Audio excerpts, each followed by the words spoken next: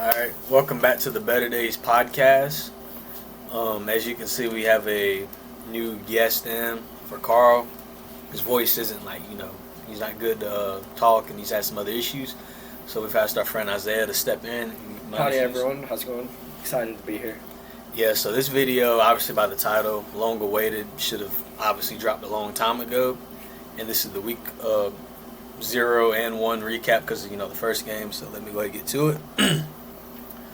So, as you can see, Iowa State and Kansas State played. So, this game went about as much as I expected it.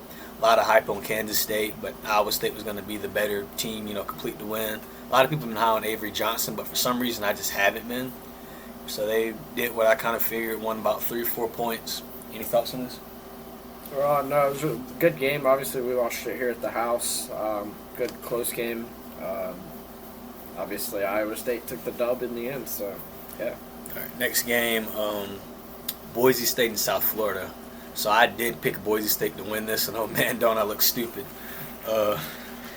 Boise State gets blown out 34-7, and it just really wasn't close even from the first quarter on. USF had some control. Byron Brown had some pretty good runs. It seems like Boise State was relying too heavily on Ashley Genty. I figured that since Boise State was one of the premier group of 5 teams and they've always been decent and haven't had anything worse than a 9-win year, that they could handle a team like this. But I was totally proven wrong. Good thoughts? Just interesting game. Obviously, like you said, you predicted it to go the other way, and then they got blown out. So yeah. Happens sometimes. Next game, we ain't going to spend more than 2 seconds on this. We expect Illinois to win. They're going to be a pretty good team. They kind of paid Western Illinois how much ever money. Got to see the offense open up if you're an Illinois person, but we're going to move on. All right, Texas and Ohio State. So this game was very defensive. So if you've been used to this fast tempo offense, not a game for you to watch. For the most part in this game, I'm going to evaluate Ohio State first. Their defense looked good, getting a lot of stops. I don't think they got a lot of sacks, but they basically, put pressure on Arch Manning. He was very uncomfortable in the pocket. Defensively, they're going to be pretty good this year again. Offensively, off to a slow start. Jeremiah Smith wasn't himself, but, they had a new quarterback, Julian Sand. He didn't do terrible. He had about 65% completion percentage. So for your first start versus the number 1 team, not too bad, but obviously you want the yards a little bit more. And then on to Texas, it's not a good showing offensively. Of course, defensively you did good, but you kind of bent and broken some plays. That's why Ohio State has 14 and not 0. But other than that that one drive by Arch Manning, he looked very underwhelmed. A lot of balls kind of skipping the ground a little bit. He just didn't look comfortable. The whole game just very uneasy. There were probably some deep routes open, but he kind of found himself always checking it down, not really throwing it more than 5 yards through the air. This isn't his first start, but this is his first time being the guy, so definitely new for him. But I feel like he can be better, but a lot of the hype from the media kind of ruined this opportunity for him. What you think? Yeah, so, looking at it, it's 7-14, so, this is only a 3-possession total ball game, really, technically, off the score. So it's really low-scoring game. Obviously, that tends to become more defensive then. So neither offense really ever was able to find their footing, which is something you kind of really find surprising for 2 teams of this caliber, I'd say. But it's also the start of the season. It's week 1. Sometimes stuff like this happens. Teams come out slow, and they pick up throughout the season. We'll see what happens with Texas. Once again, not going to highlight this game too much. Nevada, Penn State, we expect this to happen. They were a little bit under the spread, but I feel like Penn State's kind of playing around. Didn't have to take this game serious. Not going to waste time on this. All right. This is where we're going to spend the most of the episode, right? He may, not me. But so, 7:30 game, Clemson and LSU. As you can see, the game was slower pace than what people previewed. People expected that the Ohio State and Texas A&M could be a little bit slow. Some people even thought maybe the Alabama and Florida State game could be slow. Or no. The Miami and Notre Dame game to be slow. But this one was definitely, pretty defensive. Both Cade Klubnik and Gus Nussmeier, or Garrett, I don't know why I said Gus Nussmeier. Garrett Nussmeier, Yeah. do for about the same amount of yardage, but Nussmeier excelled far better in the completion percentage, and he took care of the ball. Cade had one pick, Nussmeier none. But overall, looking at this game, I do feel like, especially if you're a Clemson fan, looking at this game, you felt like a lot was sold to you. D-line didn't perform as what you thought it was going to be. The running back rotation just wasn't there. Fraud watch. Fraud watch. Receiving core got tested, but they didn't step up like how people thought. The O-line was underwhelming, and I thought in particular maybe the guards for Clemson would be underwhelming. But, man, it seemed like the tackles just didn't have it. Cade didn't have enough time in the pocket. And this game kind of gives me the vibes of, they're starting to remind me of where Auburn and Florida is, not necessarily a win total, but the fear factor. 5 years ago, if you said you was playing Clemson, people would roll their eyes and wouldn't look at this game like, man, it's going to be too hard to win. You want to do whatever you can to try to frustrate them. Now, a lot of people are confident that they can beat Clemson. And as you can see, I think the last couple of regular season losses have been at home, multiple games at home in particular. Florida State. LSU, LSU came in this way more prepared. South Carolina. Twice. They looked more focused, a little bit more sharper on defense. I don't know if it's West Weeks or Week. I don't even know his name. But number 40 for LSU definitely came in pretty clutch. He saved about 2 to 3 touchdowns that I can remember on the game. So definitely LSU came up. They balled out and they did what they're supposed to do. Technically it's an upset, but there was a fair crowd picking LSU to win. What's your thoughts on this? Yeah, so Elijah, this game can only be characterized in 2 words: fraud watch on the Clemson Tigers. I don't know what in the world Cade Klubnik was doing during that ball game. I just think intellectually, quarterback-wise, he's just not as good of a quarterback as we thought he was coming into Clemson. Obviously, he's a great quarterback. Don't get me wrong. Better than I could ever do. But I think he just doesn't see the field as well. I would watch back some plays from the game and everything, and there was a couple of opportunities where he had wide open deep balls. And he just didn't even see them, and instead took maybe a 6-7 yard run when he could have been 30, 40 yards down the field. So I hope he's able to develop throughout the remainder of his senior season. We'll see what he can do. Yeah, not too bad of a take. So on to this game. Okay, these next 2 we ain't got to talk about. Georgia wins, no surprise. Marshall lost by 40 people last year, so Georgia's going to, even if Marshall didn't lose 40 people, Georgia's going to win this game. You won't know much about Georgia until the Tennessee and Alabama matchups, and we'll know if Gunnar Stockton is any improved or this kind of quarterback trope that Georgia likes to run, a very average to barely above average quarterback and try to pound with the run game. And recently they've been trying to use the above average quarterback to throw the ball, which makes no sense when they've had some recruits in the past that could do way better than what they want out there. But this game isn't really going to tell you much about Georgia. We expected this. Yeah, we expected this. This ain't significant. And then Montana State. Same with Oregon. And Montana State. Even though Montana State was in the FCS playoffs, I think they were in the national title, they didn't have a shot in this. Oregon's just more talented.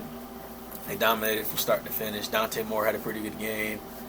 We'll see how Oregon does as the season goes along. This game we may spend some time on. Oh, Ty Simpson. What happened, buddy? So, what happened?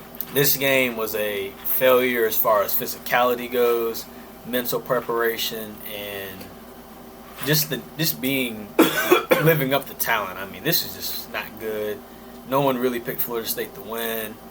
Alabama looked like they were going to, have a command, a control of the game after they scored the first drive. After that, they just disappeared for a little parts of the game. They kind of woke up a little bit, but Florida State kind of kept their foot on the gas and wasn't allowing Alabama big plays after the first drive, contained the run game. They looked more sound. Thomas Castellanos was he was moving around the pocket, making them uncomfortable. A lot of lazy effort on Alabama's defense. And in this game, we don't know if it's because of how badly Alabama has regressed or if Florida State's just that good. And, I'm leaning more towards Alabama has just regressed. But what's your thoughts? Yeah, so I might have to put Kalen DeBoer on Fraud Watch too. He, I think we all knew that DeBoer was going to struggle at first coming into Alabama, just because he's obviously following up after Nick Saban, greatest college football coach to ever do it. No matter how you look at it, whether you like him or not. Obviously, I'm not his biggest fan because I'm a Clemson fan. But you gotta respect the guy. So we knew whoever came in after Nick Saban was probably going to struggle for at least a year or two. But these are losses we shouldn't be seeing. Obviously, Vanderbilt last year at Vanderbilt. Obviously now Florida State this year.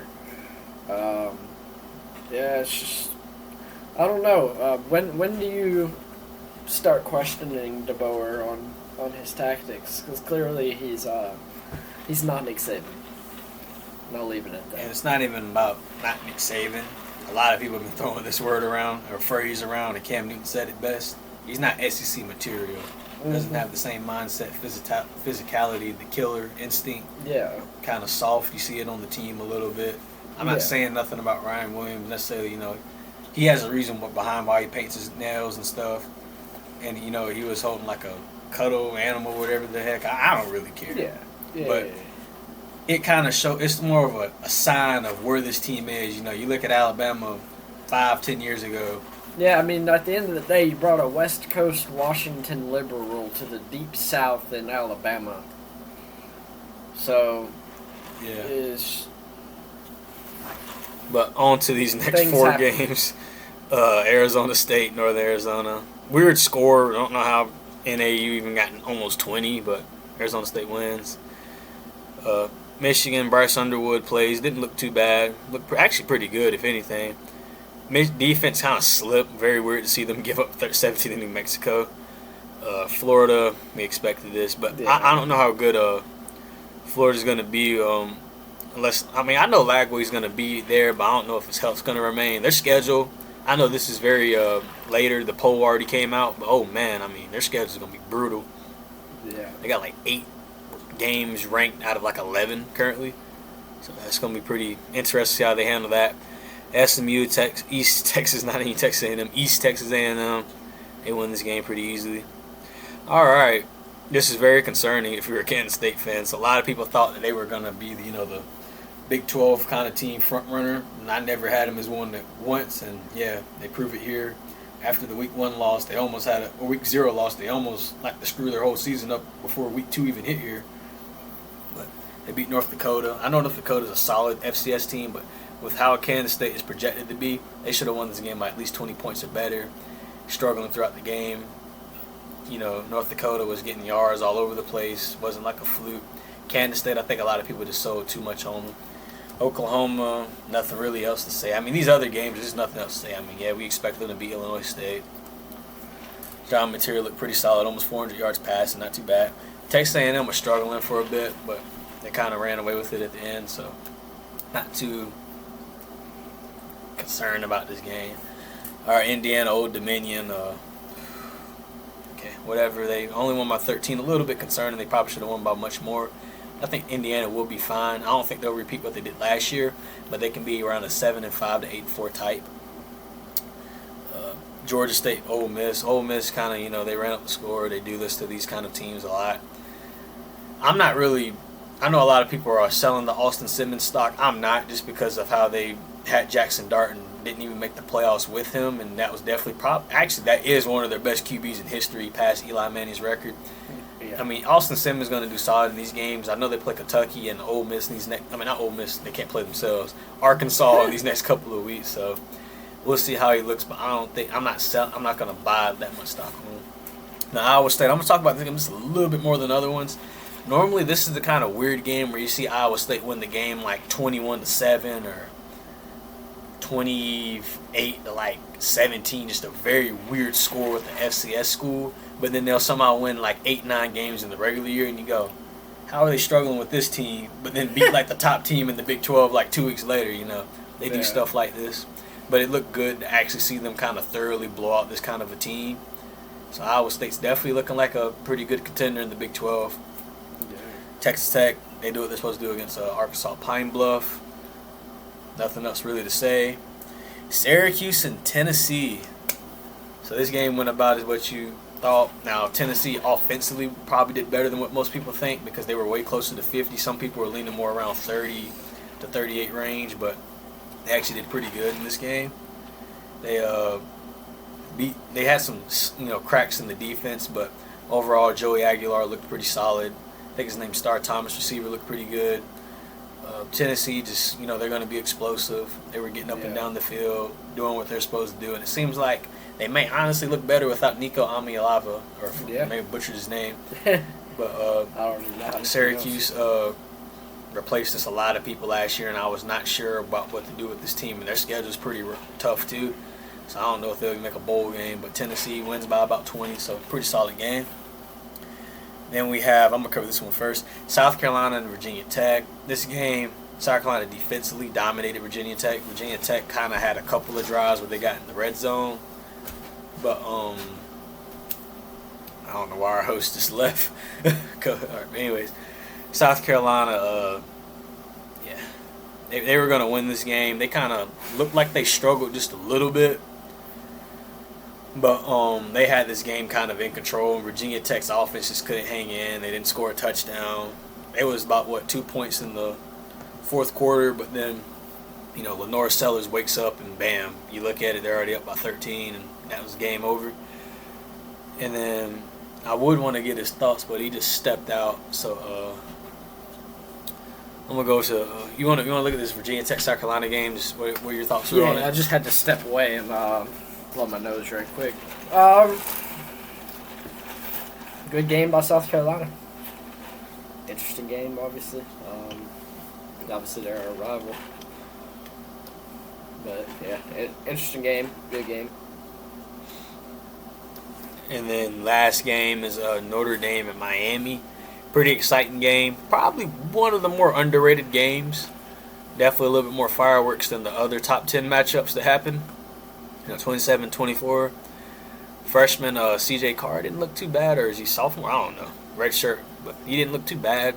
He had the one pick, but overall he was able to overcome it. I think he scored all the team's touchdowns. He did pretty solid. I think Miami just had a couple more athletes better. Miami's defense looked much better. They held Notre Dame to a little bit over 300, which compared to last year, they were giving up about 400, almost 500 yards of offense to some teams, but we're still 10-3. So definitely shows that they kind of squandered last year. They had like a better defense, but this time they did better in the transfer portal. There's a lot of guys, a lot of new weapons.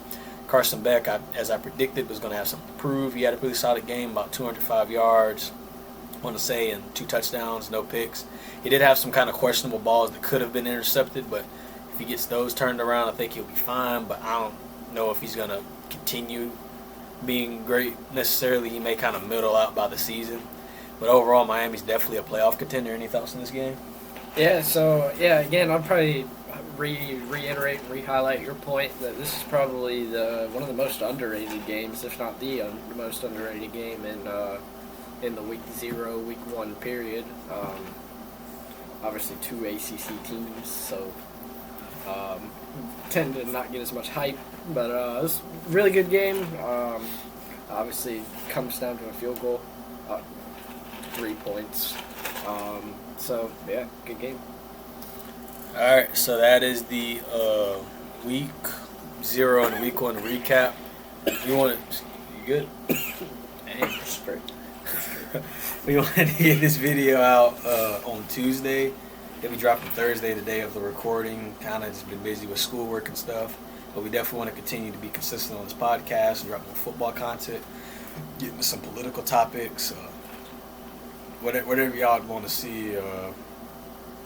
World views, world news everything doesn't have to be necessarily conspiracy or whatever. We can get into whatever. But we just want to expand the channel, but we want to stay consistent as well. Thank you if you made it this far in this video.